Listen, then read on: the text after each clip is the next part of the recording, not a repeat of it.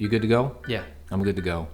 Hey everybody, welcome back. I don't know, still don't know if this is going to be season 2, episode 2, but I think we're actually episode 21 when we started back in January. You know, we took a little break, and anyway, we're back here with Behind the Brand, and you know, this is brought to you by DirectLine Media and our famous 60-second video, one price, flat rate video package marketing video. Made simple, great way to get some video content for your business. Anyway, today with me I have Andrew BACHMAN from Trout Brook Landscaping. Did I get that right? Yeah. Trout Brook Landscaping. That's right. Yeah, you do mostly trees. Yeah, we're mostly trees. So we also have signage, and we do business as Trout Brook arborists also these days. Okay. Because we have more than one arborist on the team, and we're always training. Everybody who comes in is got a career path towards becoming an arborist eventually. So we give better consultation. We kind of want to brand it along those lines for people. It's it's next level tree service for people, you know. So first of all, thank you for coming out. We're 2 days before, you know, a little break, you know, Christmas break. Yeah, it's nice, finally. Yeah, right. It's been a long time leading up, and as people are out there shopping and doing things, which I got to finish up today. And but let's see. I first got introduced to you. It was some years ago. I think the Home Design District was doing a little something in the parking lot of Raymore and Flanagan over here, and you had a little setup over there, and you're talking about all sorts of different. You're talking about trees, really, yeah, and what goes into a tree. So that was a while ago. Kind of run me through. Well, what's your expertise? Are you like that's your specialty, trees? I know you do landscaping. Run me through that a little bit. All right. So, yeah, you oftentimes have to self-analyze and consider your strengths and weaknesses in business, right? As you know, so you can, hire people or to cover your weaknesses and then focus on your strengths. So something that is a strength for me in the business is like the customer interaction and the literacy that goes into the academic side of tree work and the academic side of marketing and, branding. And now the next level for me is management of people. So I have to learn skills I didn't have before. I had teamwork skills, but it's also more, along the lines of management, motivation, incentivizing, and building a team that's a very acrobatic or orchestrated team of professionals who can also deliver like a high quality product in an efficient short period of time. There's only so much daylight. So that's like my strength. That's how I got into this, is like it fit me. I enjoy the adventure. I enjoy the adrenaline of the tree work. You never know what you're going to get each day. And it's something that's exciting. There's always weather to pay attention to. There's always something else on the horizon to look forward to. And I grew up in West Hartford, so working in the same town I grew up in, it can be pretty boring, kicking rocks around town all day if you have a regular job. But this is no regular job, so it's pretty exciting. It keeps me energized and enthused. There's always something to look forward to. And the money's good once you really get into it, So, yeah, that's always good. Is this something you've always wanted to do? Like growing up, you're like, I want to be, I want to be an arborist, or is this something that sort of evolved as you're trying to figure out? When my parents first moved into the house, they had a guy in town, Jay Bailey, take down a couple of trees in the front yard. He's still around. And that was like 1989. And I remember seeing him climbing up in the trees and, rigging pieces down to the chipper, and just thinking to myself how extreme it was and how almost untouchable that seemed. It was like watching circus performers, and I never really thought and envisioned myself doing that type of stuff or having a company that does 2 or 3 crews out in the field doing that type of stuff regularly. But I got into landscaping because I like the fact that it's an industry with a lot of direct consumer connections. I have control of my business entirely. There's not a lot of regulation in the business, and I just learned and went with the pathways of what was profitable and sustainable over time. And as it turned out, I entered the landscaping business and got into the tree business at the right time. There's a lot of storms, and these trees are also in West Hartford are like 80, 90 years old, so they're in decline, or they need a lot of management to persist. So there's that cycle going on right now, the replacement cycle. Maybe in the forest they get to be 150 years old, but in the yard, exposed to the elements with poor soil and root conditions, they get to be 90 years old and they need to be removed or heavily pruned. So I didn't really envision doing it, but it's something that the marketplace taught me, and my skills were uniquely qualified for it. You know, my dad's an insurance guy, so I'm managing risk over there. My mom's a social worker, so I'm managing people over here.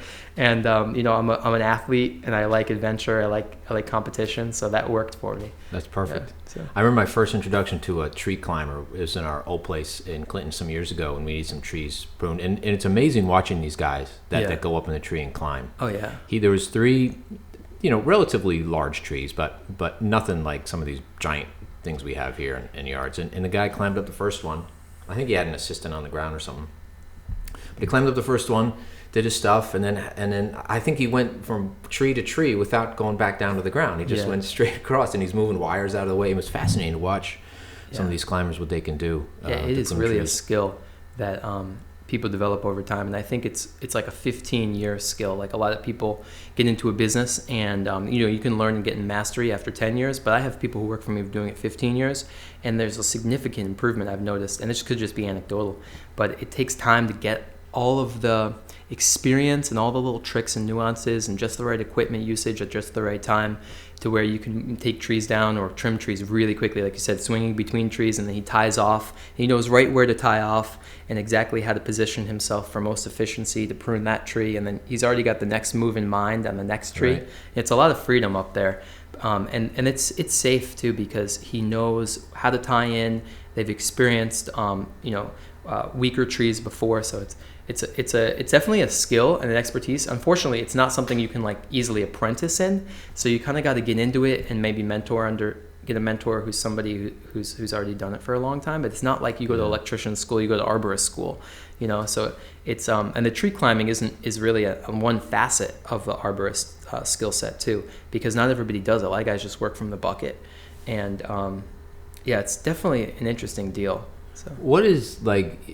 A lot of tree guys, most that I see, are working from a bucket. Yeah. That's probably safer, I would think. Maybe. It's less fatigue, too. Yeah. Okay. Yeah. Okay. Is it as efficient if you're an experienced tree climber and be able to do that? Is it more efficient, the same efficiency as going up in a bucket? Yeah. Sometimes you can't get the bucket where you need to get it, so you have to consider climbing the tree.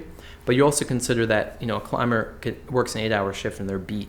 But working from the bucket, you could work 10 hours before you get tired, or 12 hours in some cases. But it's sometimes better to work climbing when you either have tough access, or you're working with the bucket, but you can't put the chipper anywhere nearby because the bucket's taking up that space. So you send a climber up, and then you can rig pieces down to the chipper. And if it's a healthy enough tree, you know, if the trunk's strong, it doesn't give you any extra danger except for just the fatigue of the worker to put a climber in the tree. We prefer to always use equipment to accelerate and leverage, you know, our work to make things go faster, so there's more profit in the job. But oftentimes the climbing, it's useful for efficiency, but also it's sort of like an art form. So you can clean out the center of the tree sometimes just as efficiently by climbing. And if it's a cool day out, not super hot, not super cold, it's fine. You know, it's good to keep up your chops too with the climbing, and also with storm damage too. Sometimes you can't. It's just the climbing makes a lot of sense, and you're doing craning work. You got to put a climber in the tree to cut the piece so the crane can take it out of there. Oh, wow. So that's another part that climbing is coming more into vogue, is crane work's really increasing in its like volume. You'll see more crane jobs going on around town because it's a fast way to do tree service. Now, do you climb? Have you climbed? Yeah, I climb.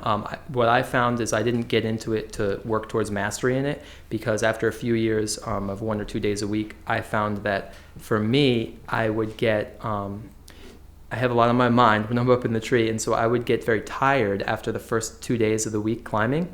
And then I became sort of useless as a business owner because, you know, I'm beat and I'm spent. I don't want to do all the administrative work when I come home, and I certainly don't want to climb the next day. So for me, I found that it was something where I take myself out of the tree and I have more energy to do the business owner type of things. So yeah, that's really true. It's hard to be running a business, you know, love doing what you're doing, but you got to make that decision. Am I going to be up in a tree climbing or in or whatever it is doing, and you spend all your energy on that, and then at the end of the day, now you got to go home and do the books, or you have to like do payroll, or you got to, you know, market, or you got to whatever you do, and you're tired, man. Especially doing something like that is physically and I'm sure mentally draining, because you got to make sure you're not cutting in the wrong place and that's have right. And when you're hit you in the face. Yeah, and when you're like an intermediate at it, you know, which I was for a long time, you you use up a lot of energy, like paying attention, being alert. Your adrenaline level's high when you're up in the tree. And another funny thing that I found about tree service, and this is like the big drag on tree services, is that there's so much adrenaline, so much up and down with some of these jobs that it can be hard to come down off of it, or you notice yourself in your free time hours later getting amped up and excited and angry or too enthusiastic about things, because your emotions and your physical patterns are amplified. So a lot of guys, they have problems with, unfortunately in this industry, there's a lot of problems with drug use and a lot of problems with, I don't want to say depression, but like, using drugs as a crutch to like feel good. And especially if people have injuries or they're more prone to be vulnerable to that from prior experience. And so it's something that everybody has to manage their own self well in this industry, because there is a lot of up and down, a lot of demands from the customers, a lot of, storm damage jobs we get, and where it's like, high tense moments when you're making a cut. And, that doesn't work well for the business owner. Business owner needs to be super steady and also pay attention to make sure the crew's safe. That's another thing too. Yeah, no, because there's a lot of up and down. But it makes things exciting. I guess I wouldn't have it any other way when I'm young. So yeah, no, yeah. Absolutely. How many did you have employees when you first started, or was it you just kind of doing everything? Yeah, it was me. It was always me and a helper or two. So it was just like a pickup truck and a trailer and a lawnmower, and we would go out and mulch jobs and work for people around town. People were very gracious, and they would give me a shot, as long as I was similar price to the landscaper they had used before. But then when the storm started coming around, there's opportunity to make a little more money, and I felt like I was saving people money at the time, doing tree service. And of course, you get into it further and further, and then you need workers' comp because you got people on the payroll. So it just develops organically, and you do tree service one day a week for a couple of years, and then you start to do it every day. And next thing you build your credit up, and you get a bucket truck and a chipper, and then you're in the thick of it. You better pay those things off so you keep going, so yeah, about 5-6 years full-time tree service at this point in time. So before that it was for just 1 or 2 days a week. Yeah. Do you still do like regular landscaping with mulch and grass and things like that? Yeah, only for customers that make themselves like really amenable for us. Like they have a project, they're ready to go, and it's a 1 day of work, and they give us a full day of work we can do on the yard. Gotcha. And it's a local, and maybe somebody we've worked with before, somebody who knows what they want, because there's just not enough time left anymore for the consultation with the customer, the back and forth. When you do a garden, you got to really spend a lot of time with that customer. Your phone has to be on for them even outside business hours sometimes. And I found that I can't manage that load like I used to be able to, even though I have the horticultural certifications and I know my plants, and I've done that for so many years that it's one thing or the other. You got to specialize really. So. Did you have a hard time starting to say no to folks? Like, hey, can you? Yeah. I mean, you still probably have a hard time. Oh yeah, it's always a hard time. I have to go through a logical process in my head and think through, the number of hours, and do I really want to shift our focus to go do a landscape project even though it seems profitable, because we have so much tree pruning to do over here. So it's always a process of like convincing myself to continue to be specialized in what I know how to do. Yeah, because I guess you're looking to the future too. It's like where do I want Trout Brook to be? Do we want to do both? Do we want to really? I mean, if you're really focused on the tree service, you got to focus on the tree service. Yeah, and people expect that an arborist can provide some consultation and some tree planting. You do that as well? Actually, where we met first, I was giving away trees as part of like an initiative. I'd gotten local businesses to donate like $5,000, and then I put in a couple thousand. We bought like 70 trees, and I get to see some of those trees around town. They're already like 20 feet tall. Wow. So it's pretty cool. But we do tree planting for people. The smaller trees are better, like 6 to 9 foot, because they don't have such a big root ball. They used to plant trees with just bare roots, so they didn't have that big root ball that weighs like 400 pounds that you need equipment or 3 guys to go put in the ground. It was just they would basically like dig out the root system with a pickaxe and wash it off and stick it in the truck, and within a couple of days they would plant it. They keep the root system moist in a burlap bag, and your horse and buggy would go around town and deliver trees and plant them for people. And it was very easy to transport the trees, because back then you got to figure a lot of people knew about plant husbandry and agriculture. So it's a lost skill these days. But it was easy to plant bigger trees back then. And these days, you got to buy a big root ball. So we try to keep the root balls to a reasonable size because we want to make sure that the tree can thrive, and we don't have to charge a whole lot of money to bring it to the site, because it can be like $2,000 to plant a tree in your front yard. And it's like it just becomes like unaffordable for a lot of people who deserve to have trees.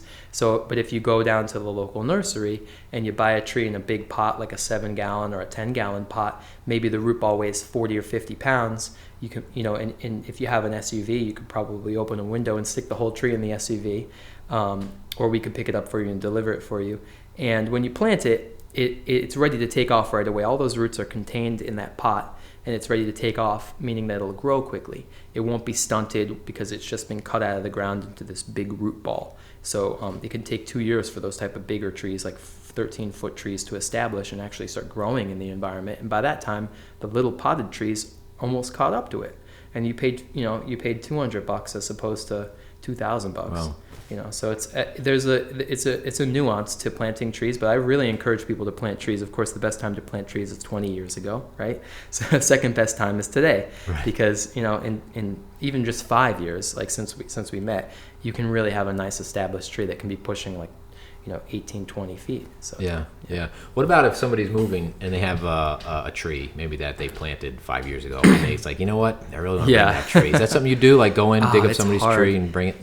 There's a market for that in like Westchester County and Fairfield County, where people can pay like $4,000 or $5,000 to like root excavate the tree with pickaxes and an air spade and do it the bare root style like they used to. But I'll tell you, it's so hard to get a tree to transplant because it spreads its roots so far and so vast in 5 years that you're really you're cutting a lot of roots no matter what you do, and it just takes a lot of effort and time to.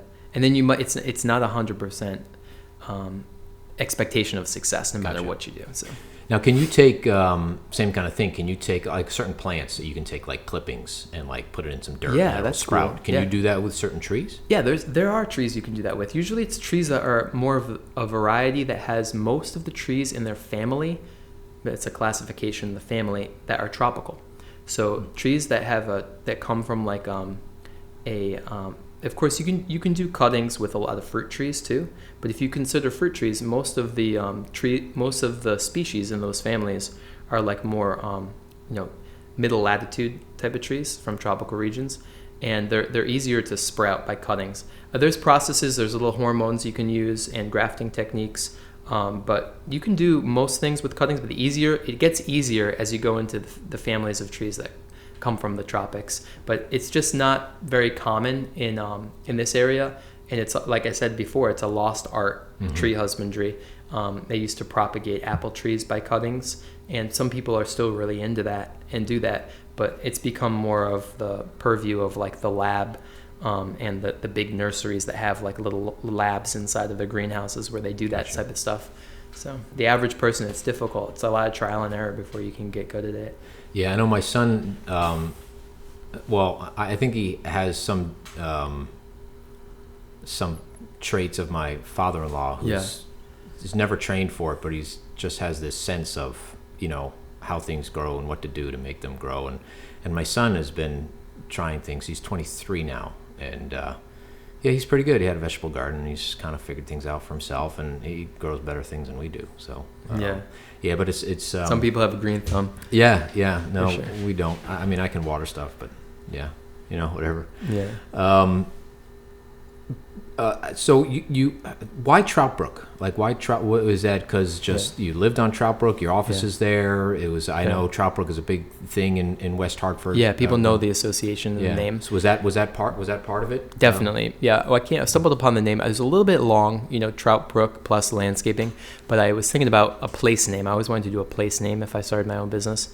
And it's kind of subtle because it's not really like West Hartford, but it's not like a name of a town, but it is the name of a road and a stream that goes through town, and people associate the stream with nature, and so I've always grown up along Trout Brook, so I used to walk my dog down there. And the funny thing is there's more underneath the surface that you don't see. So my last name's BACHMAN, which in German means man of the brook, like fishermen. Oh, get out. Yeah. All right. So, Trout Brook, So it all kind of works. Yeah, and then my first name's Andrew, which is like, Andrew is a fisherman also, St. Andrew. Okay. And he's one of the apostles. So All there's like an extra level association. And my family on my father's side was all fishermen, going back a ways, hobbyists, but still fishermen. So yeah, it's but it has more associations. Like the fisherman is like kind of like a concept that's not just, you don't have to be along like a sea and fishing for fish. You can be fishing for relationships with people, fishing for customers. It's like you're asking and you're receiving. You're casting your net and you're taking it in. So that's kind of like the underlying like deeper meaning of the business name. But people associate Trout Brook with the Trout Brook Park areas. So I know you're trying to keep most of your business focused in West Hartford, the immediate area. Is that still the case? I know that you were kind of a push. You kind of want to stay very local instead of spreading out too far. What's the reason for that? It's just I think it's unique to my business, or maybe any business that's on the road a lot. You'd mentioned to me earlier that somebody in your family was recently involved in an accident, and it just seems we can't go more than a couple of years without an accident, whether it's a fender bender that's our fault or whether it's no fault or somebody else's fault. It's just there's a lot of liability on the roads. I think that's the biggest liability.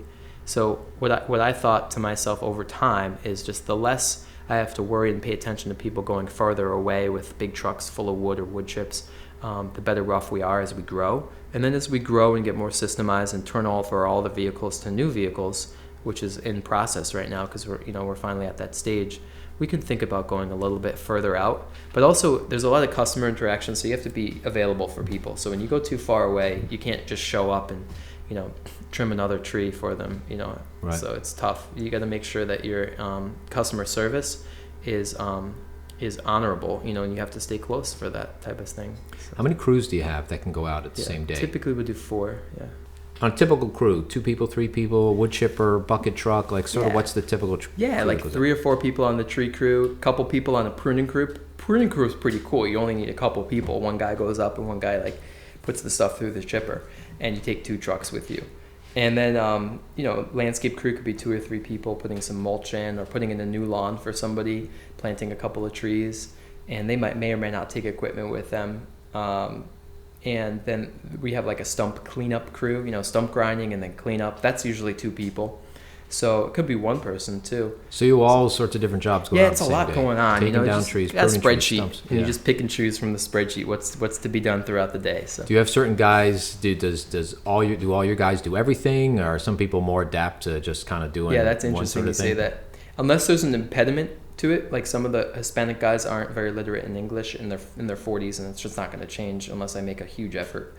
So those guys don't do like the sales or as much customer interaction, although they still do a lot of customer interaction. But other than that, it's like wide open and I cross-train everyone on everything. Yeah, smart. So it becomes like everybody learns the expertise. Right now, there's a couple of people in training for tree groundsmen, and I have a 4-hour video series that I've created that they're training on that. So yeah, I think that's smart. I always found that this one person you may want to use him for whatever thing because that's what he's really good at, but it's always good to make sure he's adept at really everything because down the road it's just easier to schedule people. If somebody calls out sick or whatever like that, it's like, okay, I got to shift you around and and you can keep people employed. You keep people employed, yeah. And I think that's really important. Building them up. Yeah, they may not like it sometimes. Like, I don't like doing that. It's like, well, it's this or stay home. Yeah, exactly. So, you got to see it, make it a positive for everyone. Yeah, no, absolutely. Yeah. No, that's good stuff. Because I remember when I was working in TV, they did some training back when I first started, but it started to slow down as far as really cross training. And I was like, why don't you just train everybody on everything? That way it'll just make your life easier. If I call out sick or somebody, I just call them and say, hey, you got to do it today. There's so much responsibility and even liability in having employees to begin with. If you're going to have some people and keep them employed every day, they should be able to do everything over time. Are all these people employees or you have contractors? Yeah, they're almost... everybody that goes out with us every day is an employee, but we have other people like the stump guy that comes in just a couple of days a week, and he's an outside contractor. Gotcha. But he would appear to be an employee to our customers. Gotcha. So. Yeah. So he'd go out in your marked vehicle, or if you have some sort of unmarked vehicle, usually his own. Oh, okay. So he'd go out but he wouldn't show up in his He sometimes drives our vehicle, but it's loose. But most of the time, it's in his own. But he wouldn't show up in his own marked lettered vehicle. Yeah, gotcha. Yeah. Because that confuses people. Yeah, it could confuse people. Yeah. No, it's good branding to keep it like that. Yeah, you've been good with branding. Is this something that you learn on your own? Have you just trial and error? Have you talked to people? Yeah, you've studied. I got the books. I got a whole bookshelf on it. So I actually do. I could pack a whole bookshelf with 30 books on like marketing and branding. Okay. Very exciting. I got involved with Dan Kennedy organization and the Keller Williams organizations, and they're two like basically consulting and self-improvement companies. They're like coaching companies, and you might think of Keller Williams, it's a realty company, but they actually have a slogan. Keller Williams is a coaching and consulting company that happens to be in realty.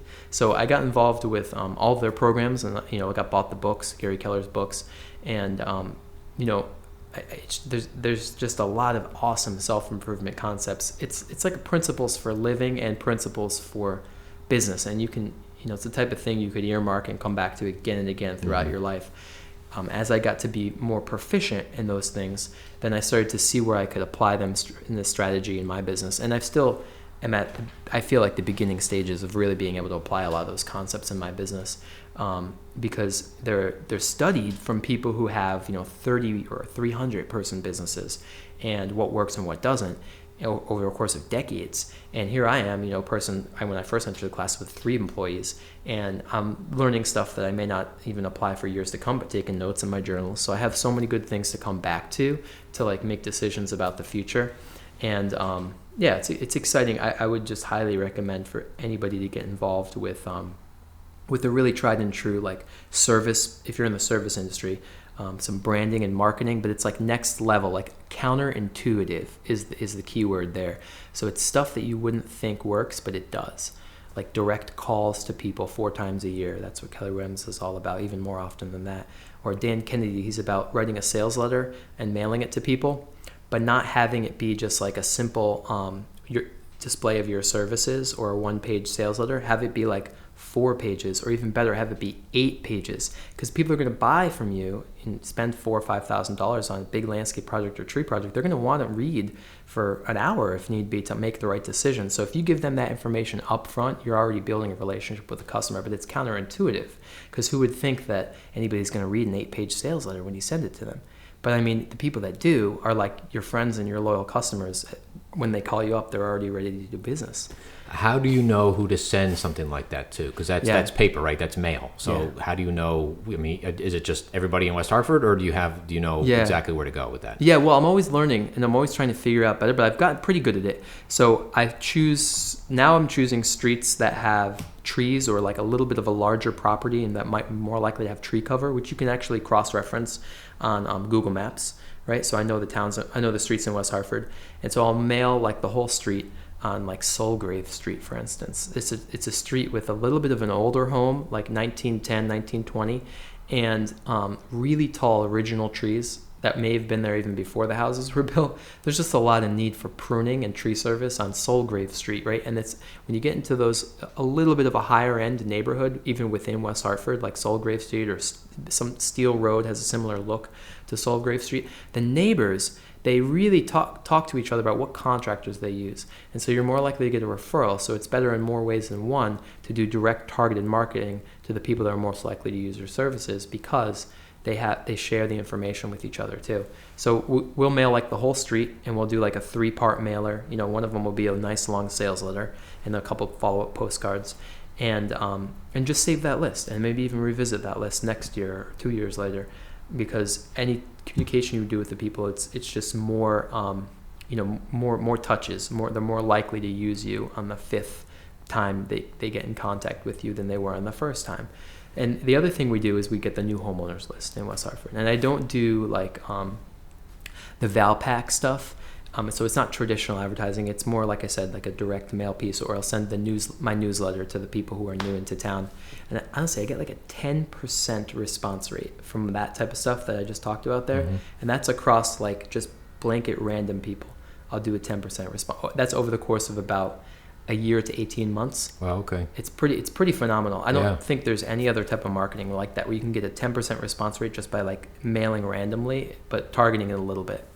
Yeah. So is this something like you would mail out once a year, for instance, like you do like you said, you did the 8-page, Yeah. and then you would do a couple follow-ups. So would you hit that road again maybe the following year? Yeah, with the same sort of, obviously different content, but the same. Yeah, you got to cross-reference it for the 10% of people that actually called you. They don't need to be contacted anymore. They go on the regular newsletter list, right? Gotcha. I mean, it's like building an empire. That's a good thing. So really once they contact anybody, you put them on a regular newsletter. Yep. How frequent is that? I currently do, because I signed up for a service, I do monthly print newsletter. It's 4 pages. And I don't think that's necessary monthly, personally. I think you could do quarterly. It's maybe a little bit more affordable, as long as you supplement it with an online element, like an email to people also. So if you do email at least monthly, you're good. And if you do like a quarterly newsletter, I think that's sufficient also. And but yeah, at least have both of those. So at least do monthly, whether it's email or because not everybody opens email, but everybody has to look at the newsletter before they throw it away. Yeah, that's true. Yeah, I don't know how many people look at their emails before they put them in the trash. Yeah. Who writes all the content? Is that you? It's a combo. So I have a ghostwriter at a company that I use called Newsletter Pro, and they write about half the content, or they use stock articles from before, and I write the other half of the content. And now it's toned down to I only write a quarter of the content because I can just reuse old articles from 2 or 3 or 4 years ago and just stick them in, and I'll just write like one new article that's relevant to today's time. So it's like your first couple of years is really time consuming, but then the longer you do it, you can start to reuse stuff from 5 or so years ago. Exactly. Which is nice. Yeah, and then just try to keep relevant. Like if, for instance, if we had a storm, like maybe for instance this recent snowstorm we had, or the snowstorm back in October, I don't know how many years ago that was, that knocked down a tree onto my house anyway. Yeah, lots of other people. So so it'd be stuff like that. Yeah, you could reuse whatever you wrote back then for the next storm, because people have a short memory. You don't remember exactly the day and the time. I remember it because it was like life changing to have a big huge ice storm come through town. But like that was right. Yeah, that was right at when you started the tree service. Yeah, wow. So it's interesting how that works. It's like, and you can draw a parallel to like economic crises and stuff too. Like if you remember how things went down the last time it went down, you could do pretty well because people's memories are short, Yeah. And I know mine is. And like it doesn't last. Like when this whole thing happened recently with the coronavirus financial crisis, and the banks weren't prepared for it as usual, and the stocks went down. It was just the same thing that had happened in October of 2008, and I was like, looking at it, I was like, oh, this is going to happen, this is going to happen, and this is going to happen. So it was interesting to like, the same thing with storms. You see a storm comes through, people are going to have a certain reaction to it, and I know how to proceed with it because I have my notebooks from the last storm, That's nuts. So yeah, it's interesting. Have you seen an uptick in business with coronavirus? People being home and being so weird. Yeah, we have. It's just amazing. So people have no qualms about hiring a tree service outside. And, there's still a lot of baby boomers up in Connecticut.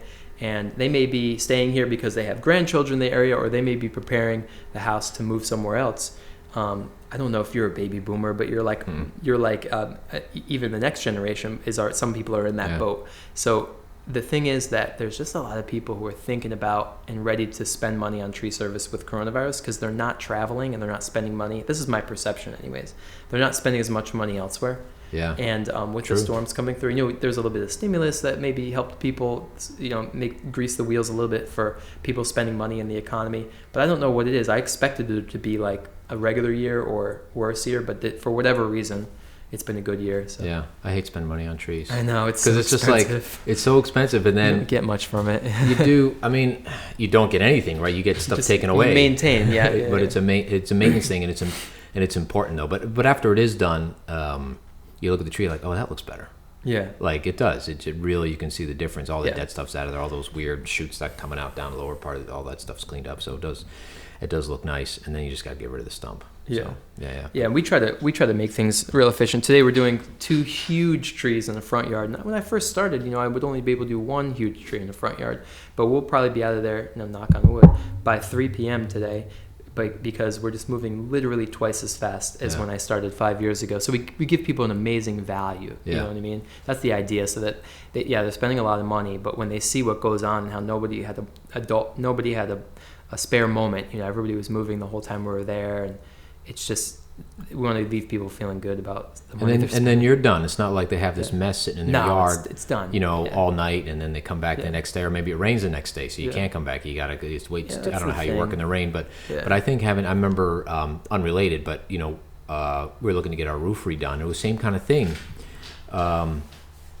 We use this roofer, and he says, "Yeah, we're going to come in and we're going to do one section.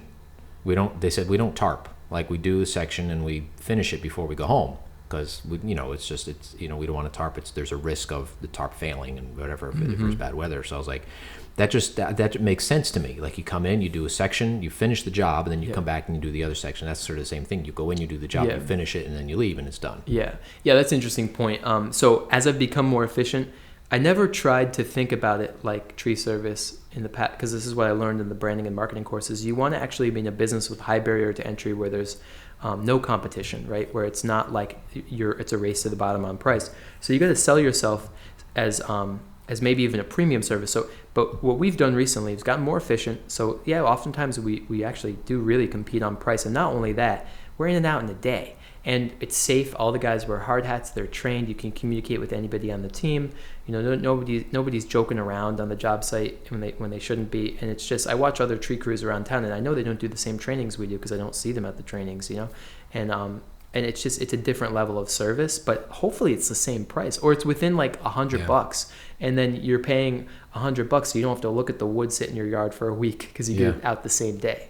Or the next day at the latest. Yeah, I mean, I've seen that a lot. Maybe the homeowner wants the wood, so they said, "Hey, can you leave give it?" them a discount. Yeah. But I've seen like these huge pieces. A tree is cut up, either it fell down and got cut up or something, but then it sits there for another 2 weeks in this dude's yard. I'm like, what? What are you doing with all that wood? And it's an unseen thing when you get a price for tree service, right? Yeah. There's that aspect of it. But companies that are like a little bit loose with that aspect of it, they're loose with other parts of the business too. Yeah. And you don't notice it, but I notice it, like the little things, like setting up a bucket truck on too steep of a slope, or not wearing a harness when you're up in the bucket truck. I mean, these things are outrageous, to somebody who knows what they're looking at, and homeowners don't know. Yeah. But it's a tough industry. You got to constantly train people, and if you have a good crew, like I do now, I'll stick with it, and knock on wood, everything's going to keep going safe and well for a long time. But there's it's a hustle, and a lot of the companies that are out there, they do know how to technically and accurately do tree service, because they've been doing it a long time. They have the experience, but they're playing loose with a couple of things. So because their model is, I want to be the cheapest guy and get the most work. So they tell you it's going to be 2 weeks and we'll be there, but it's really going to be 8 weeks and they'll be there, because they just want to fill up the schedule, Yeah. And I don't think you operate that way. No, we don't. We try to be upfront with people, and I'm like, it bothers me to have any type of reputational risk when it comes to tree service. So I always want to be above board with people about that type of stuff. I think that's really important. That's one of the things I try to be as honest as I can with people, and I hate using this word, but transparent with folks of what's going on in my business, what's going on with your product, and why it's going to be delivered at this time, and so on and so forth. I just got this because this is what we have to do. This is why it's happening. So I have found that's always better to, if you're experiencing a problem, be upfront and say, hey, we're having a problem, rather than like just try to make something up or not say anything. That always backfires. Yeah, and you end up working with the customers that want to work with you, and that's easier life. Absolutely. More money. Yeah, absolutely. How are we doing on time? I know you got an appointment after this. It's about 10:15. We could do like 10 more minutes if there's anything else here. All right. Yeah, man, we can keep going. Okay, cool. So plans for the future. You're going to stay in trees. Actually, before we get to that, technology obviously has changed, and I know you got a new piece of equipment that you were touting a couple of months ago. What's that all about? Yeah, it's a crane with a grapple arm on the end and a chainsaw attached to the grapple arm.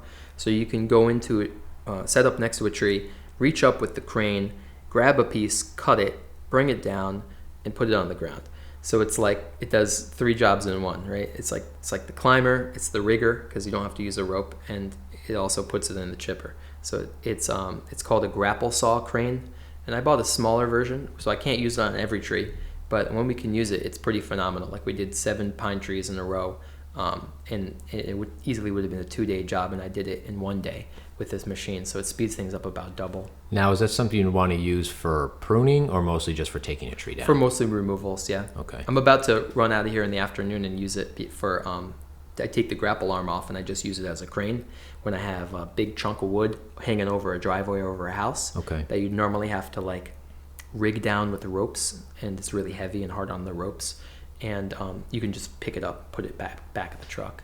So that's amazing. Yeah, it speeds things up a lot. Very expensive. There's a barrier to getting that. You have to have credit or save up a bunch of money. But is there like I'm sure you have to have some sort of a certification or license in order to do what you do? You would think so.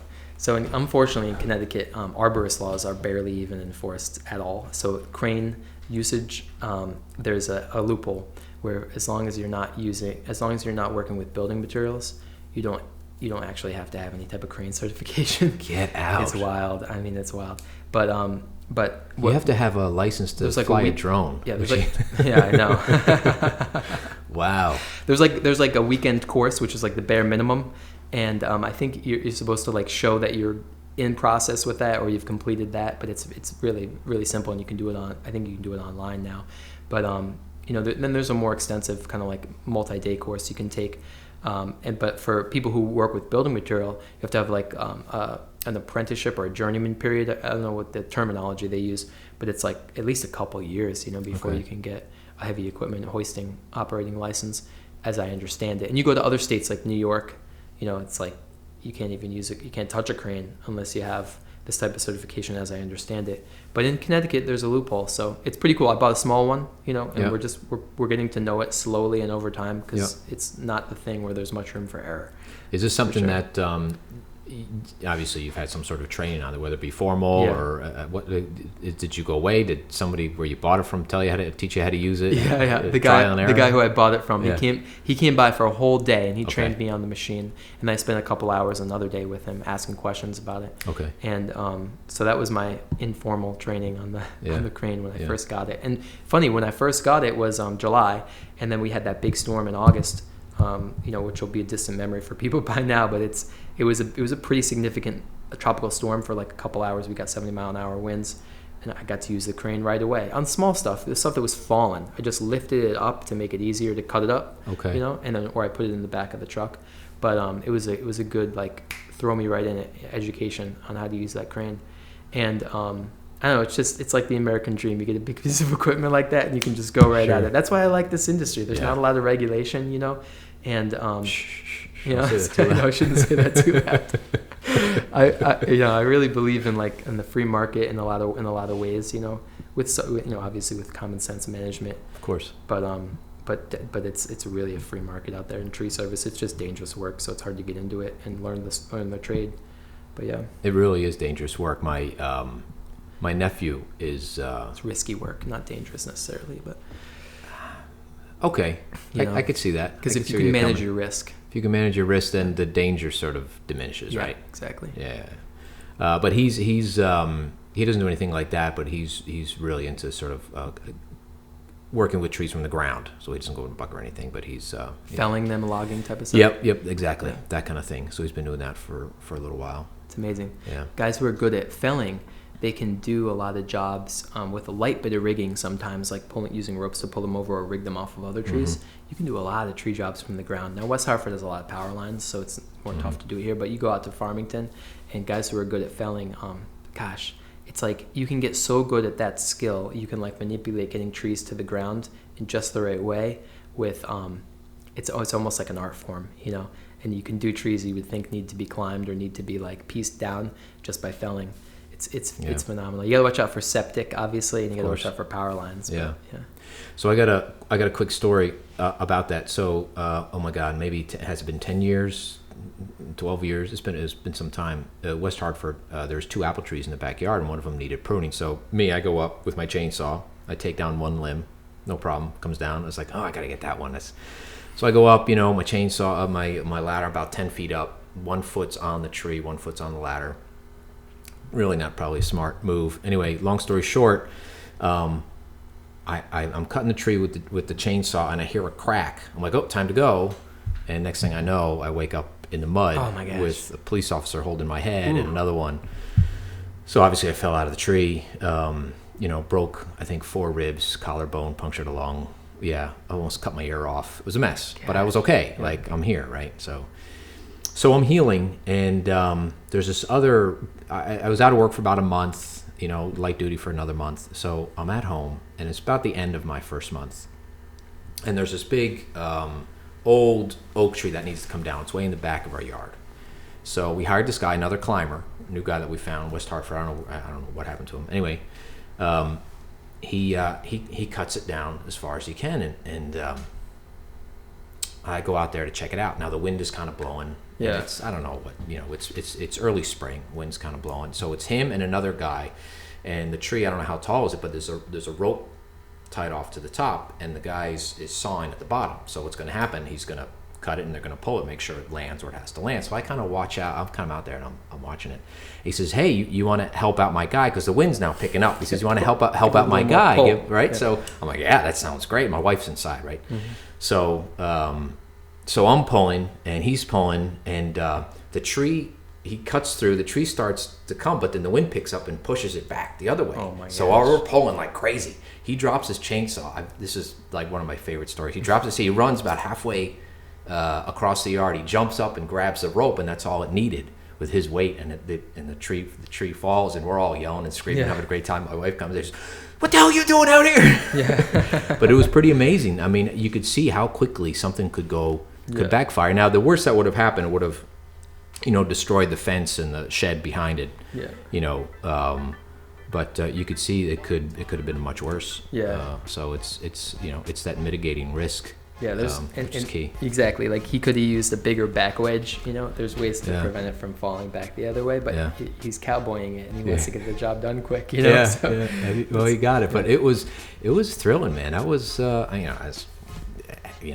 I didn't worry about it. I trust this guy, and I was having a good time pulling on the rope. That's the funny and thing is like fall. sometimes it seems like the tree guys barely have it under control, but then it's like they go 10 years without an accident. It's like probably not going to have an accident today. Yeah, right. No, it's an incredible thing. Listen, I know you got to run. Yeah. Anything you want to touch on? Well, yeah, I know something you want to touch on. If somebody listened to this and they say, "Hey, man, I want to reach out to Trout Brook," how do they get a hold of you? Yeah, sure. You can go to the website, troutbrooktree.com, and fill out a form for like a quote request. Mm-hmm. And also we have a phone number, 860-888-8472, 860-888-8472. We're right here in West Hartford, so we give estimates within one town radius, basically, of West Hartford. And if we can help people out with assessments of their trees or just general questions about pruning or removal, we'd be happy to help, and especially in storm scenarios, or if you have a neighbor with a problem tree. This is something where I have an expertise in it, and I feel like I can contribute to the community, even if there's not a sale in the end. Just build a relationship. Yeah, and I think you're really good with community. Just being there and offering your expertise just for people who need to know some things about trees and plants and other things like that. And that's really good. I think that's very cool. Thanks. Listen, there's a lot more I want to talk to you about, but I know you got to run, so we're gonna have to schedule another time. Sounds good. If you're good with that. Yeah. Sure. And I guess that's it. So listen, man, have a great holiday season. Happy New Year, Merry Christmas, and so on and so forth. It's a pleasure. Yeah, good. Yeah. I'm glad you stopped by today, and let's do it. Let's do it again. Okay. All right. Good, cool. Man. See you, everybody.